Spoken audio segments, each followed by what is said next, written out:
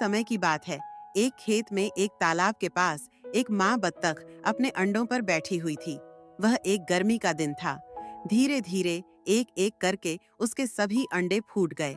सभी बत्तख के बच्चे क्वैक क्वैक कहने लगे, लेकिन एक अंडा नहीं फूट सका। दादा बत्तख ने सभी की क्वैकिंग सुनी और माँ बत्तख के पास गए।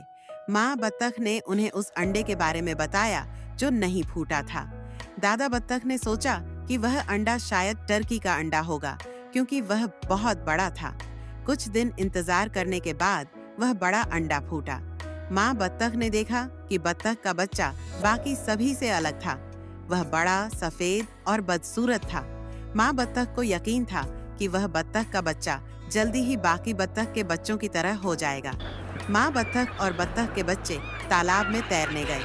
वह बदसूरत बत्तख का बच्चा, जिसका नाम टोनी था, बाकी सभी से कहीं बेहतर तैर सकता था। माँ बत्तख इससे बहुत खुश हुई।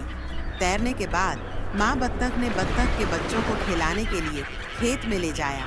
खेत के जानवरों ने टोनी को देखा और उसके साथ बहुत बुरा व्यवहार किया। उन्होंने कहा कि वह बहुत बदसूरत है और बाकी बत्तख के बच्चों जैसा नहीं दिखता। टोनी बहुत दुखी हो गया।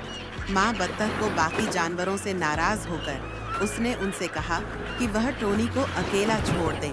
माँ बत्तख ने बताया कि वह कितना अच्छा तैरता है और उसे विश्वास था कि कुछ दिन बाद वह बाकी बत्तख के बच्चों जैसा दिखने लगेगा।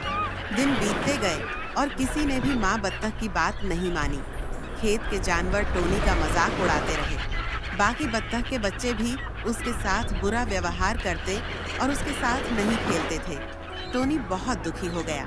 वह अब खेत पर नहीं रहना चाहता था। एक रात वह भाग गया। वह बहुत दूर दूर तक चला और एक कीचड़ से भरी झील में सो गया। अगली सुबह टोनी ने देखा कि कुछ जंगली बत्तख उसे देख रहे थे। उसने उनसे पूछा कि क्या वह उनके साथ रह सकता है। जंगली बत्तखों ने कहा कि वह बहुत बदसूरत है और इसलिए वह उनके साथ नहीं रह सकता। टोनी बहुत दुखी हो गया। कोई भी उसके साथ दोस्ती नहीं करना चाहता था, क्योंकि वह बहुत बदसूरत था।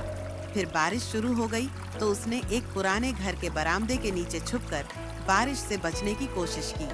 अगले दिन घर का दरवाजा खुला और एक बड़ा कुत्ता बाहर आया।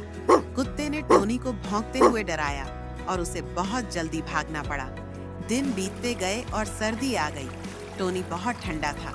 वह अकेला तालाब के पास रहता था और लंबी घास में अपना घर बना लिया था। यह सर्दी बहुत लंबी थी। आखिरकार वसंत आया और सूरज चमकने लगा।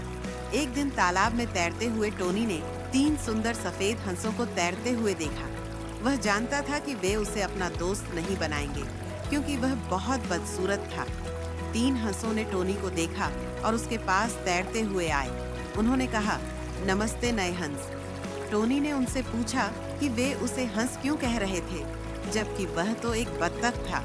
हंसों ने उसे बताया कि वह बत्तख नहीं था और पानी में अपनी परछाई देखने के लिए कहा। टोनी को अपनी परछाई देखकर बहुत खुशी हुई। अब वह कोई बदसूरत बत्तख नहीं था, वह एक सुंदर सफेद हंस बन चुका था। तीनों हंस खुश होकर उसके दोस्त बन गए और वे सभी तालाब में तैरने लगे। चारों हंस आसमान में उड़ गए। टोनी अब एक बहुत सुंदर सफेद हंस बन चुका था। वह बहुत खुश था। नीचे खड़े बच्चों ने हंसों को उड़ते हुए देखा और ताली बजाई। नैतिक शिक्षा। कभी किसी को उनके रूप से नहीं आंकना चाहिए। हमेशा दूसरों की देखभाल करें और कभी भी किसी के साथ बुरा व्यवहार मत करें।